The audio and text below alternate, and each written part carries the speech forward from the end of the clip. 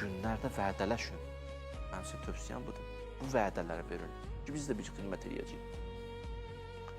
Biz də bir neçə iş görəcəyik. Və fərdi kəmalımız üçün çox mükəmməl günlər yaşayırsınız. Vallah, bu 10 gün möcüzədir. Elə değişər ruhumuzu ki, bataqlıqdan çıxardar, tam mənada bizi Gülüstan aparar. Nəinki 10 günü, 10 gün yox, bir günün yarısı kifayətdir ki, insanı hürr eləsin. Hürr Aşuranın səhəri deyişildi də.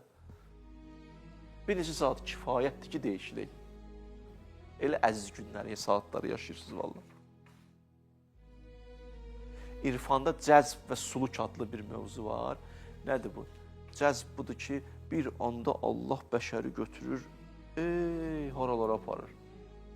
İbadətdən acığı gələn ibadətə eşqi yaranır. O biri vardı, gəldi Peyğəmbərlə görüşdü, cavan vardı, bir günah vardı, çox istəyirdi.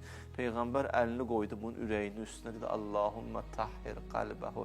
Allah bu cavanın qəlbini pak elə, əlini çəkdi, cavan tamamən dəyişdi. Səhabələr deyir ki, ölənə qədər o günah eləmədi. Buna deyirlər cəzb. Bir anda, məsələn, 100 illik yolu yersən. Buna deyirlər cəzb. Suluk budur ki, asta-asta gedirsən. Əxlaq üstadları belə deyir. Deyib, bəzi vaxtlar yolun əvvəli cəzbdir, sonrası sulukdur. Bəzi vaxtlar əksinə. Nə mənada? Bir an görürsən, səni bir anda qaldırırlar bir yerə, deyirlər, asılsa getir.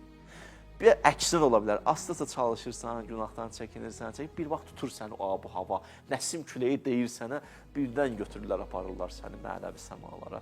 Bu Aşura onun üçün fürsətdir. Bu 10 günlük onun üçün fürsət. Bismillahirrahmanirrahim. Değişilməyi istəyənlər. Ab havası istəyir değişilsin. 10 gün çox böyük, mükəmməl günlərdir.